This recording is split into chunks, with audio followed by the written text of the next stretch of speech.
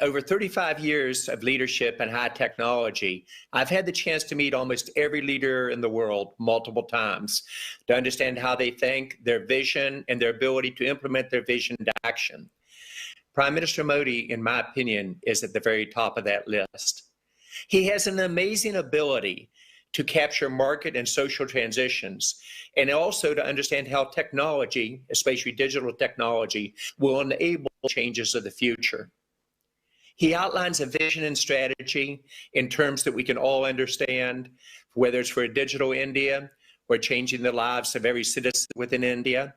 He communicates with skills that are almost unequaled on the global stage. He has an ability to inspire hope, translate that hope into it's possible, translate possible into probable, and get the results. He wins your mind first and your heart second. And he's able to connect all the pieces in terms of the outcomes. Over the last 5 years, he prepared India for the next 5. During the next 5, he's preparing India for the next 25 years. He is the architect, in my opinion, putting together all the pieces for the ability of this country to grow at a speed that others have not seen, and also put in place an architecture that is able to handle the inevitable challenges which we are all witnessing today. We opened this session on Monday with Vice President Pence, and in my conversation with him, he talked about the tremendous admiration the entire administration in Washington, both Democrats and Republicans, have for Prime Minister Modi. We all watched with tremendous interest when Prime Minister Modi came to the U.S. and in Texas with the Howdy Modi, and the very successful trip that President Trump did to India. You see a trust of relationships between two great leaders. If I were going to bet on one country in Asia, I said 5 years ago I'd bet on India. If I were going to bet on two countries in Asia at this time, I'd bet on India twice. It is because of that leader. He is truly one of the most amazing leaders of our lifetime, somebody that I'm a friend, and somebody I literally would trust my life with. With that said, let me turn over to the Honorable Prime Minister Modi for your comments today, sir, and thank you very much for being with us.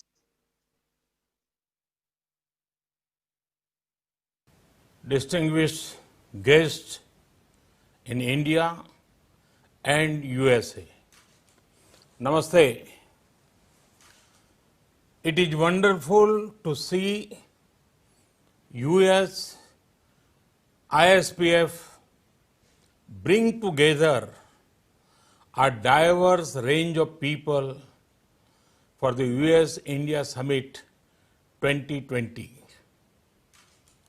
The work of the US ISPF is bringing India and USA closer is commendable. I have known John Chambers for many years now. His affection towards India is very, very strong. A few years ago, he was awarded the Padma Shri honor. Friends, the theme of this year is a relevant one, navigating new challenges. When the year 2020 began, did anybody imagine this is how it would pan out? A global pandemic has impacted everyone. It is testing our resilience, our public health systems, our economic systems. The current situation demands a fresh mindset, a mindset where the approach to development is human-centric, where there is a spirit of cooperation between everyone. Friends, while looking at the way ahead, we should keep our focus on ramping up our capacities, securing the poor, future-proofing our citizens. This is the path India is taking. India was among the first in creating a responsive system of lockdowns. India was among the first to advocate the use of masks and face covering as a public health measure. We are also among the earliest to create public awareness campaigns about social distancing. In record time, medical infrastructure was scaled up, be it COVID hospitals, ICU capacities, and more. Starting from one testing lab in January, we now have around 1,600 labs across the country. The outcome of these efforts has been that a country with 1.3 billion people and limited resources has one of the lowest death rates per million in the world. The recovery rate is also steadily rising. I'm happy that our business community, in particular small business, been proactive. From almost nothing, they made us the second largest PPE kit manufacturers in the world. This is in line with India's spirit of challenging the challenge to emerge stronger. In the last few months, the nation has battled COVID and other natural crises such as floods, two cyclones, locust attack. But it has only made the people's resolve stronger.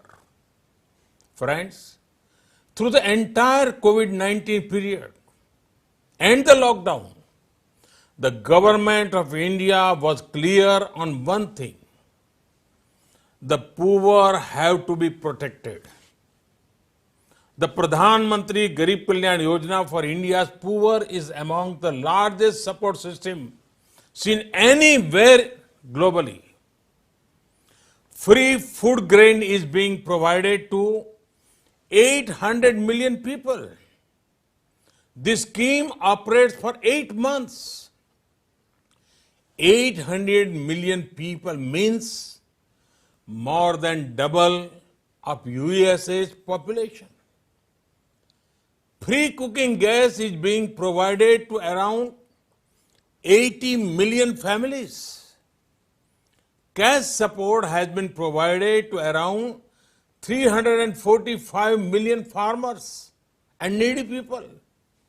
The scheme has given much needed employment for migrant workers by creating almost 200 million percentage of work. Friends, the pandemic has impacted several things, but it has not impacted the aspirations and ambitions of 1.3 billion Indians. In the recent months, there have been far-reaching reforms. These are making business easier and red tapeism lesser. Work is actively underway on the world's largest housing program. The renewable energy infrastructure is being expanded. Rail, road, and air connectivity is being boosted. Our country is creating a unique digital model to build our national digital health mission. We are using the best of fintech to provide banking credit, digital payments, and insurance to millions. All these initiatives are being taken using world-class technology and global best practices. Friends, this pandemic has also shown the world that the decision on developing global supply chains should be based on not only on costs, they should also be based on trust, along with affordability of geography. Companies are now also looking for reliability and policy stability. India is the location which has all of these qualities. As a result, India is also becoming one of the leading attractions for foreign investment. Be it America or the Gulf, be it Europe or Australia, the world believes in us. We have received over $20 billion of foreign investment flows during this year. Google, Amazon, and Mubadala Investment have announced long-term plans for India. Friends, India offers a transparent and predictable tax regime. Our system encourages and supports honest taxpayers. Our GST is a unified, fully IT-enabled indirect tax system. Insolvency and bankruptcy code has reduced risk for the entire financial system. Our comprehensive labor reforms will reduce compliance burden for employers. It will also provide social security protection to the workers. Friends, the importance of investment in driving growth cannot be overstated, and we are tackling both demand and supply side of it. By making India one of the lowest tax destinations in the world and with further incentives for new manufacturing units, mandatory e-platform based faceless assessment will go a long way in helping citizens. So, will the taxpayer charter? The continued regulatory reforms in bond markets ensure improved ease of access for investors. There are tax exemptions to sovereign wealth funds and pension funds for infrastructure investment. FDI into India rose by 20% in 2019. This when global FDI inflows fell by 1%. This shows the success of our FDI regime. All of the above steps will ensure a brighter and more prosperous tomorrow. They will also contribute to a stronger global economy. Friends, 1.3 billion Indians have embarked on one mission to make an Atmanirbhar Bharat for our self-reliant India.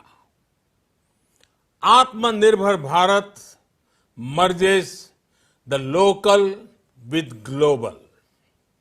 It ensures India's strengths act as a global force multiplier.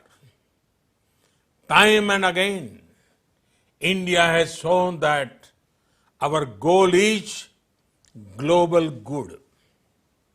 Despite our large local needs, we did not shy away from our global responsibility. The responsibility of being the world's leading producer of generic medicines. We ensured constant supplies to the world. We are also at the forefront of research on the vaccine for COVID-19. A self-reliant and peaceful India ensures a better world. Atmanirbhar Bharat is about transforming India from being just a passive market to an active manufacturing hub at the heart of a global value chains. Friends, the road further ahead is full of opportunities. These opportunities are in the public and private sector. They cover core economic sectors as well as the social sectors. Recent sectors that have opened include coal, mining, railways, defense, space, and atomic energy. Production-linked incentive schemes have been launched for mobile and electronics, medical devices, pharma sectors. They have been well received. Such schemes are being planned for other champion sectors too. Reforms in agriculture marketing and $14 billion agriculture financing facility bring several opportunities. Friends, for challenges in India, you have a government that believes in delivering results. A government for which ease of living is as important as the ease of doing business. You are looking at a young country with 65% population less than 35 years old. You are looking at an aspirational country that has decided to take the nation the new heights. This at a time when we mark 75th years of independence. You are looking at a country with political stability and policy continuity. You are looking at a country with commitment to democracy and diversity. Come, be a part of this journey with us. Thank you. Thank you very much.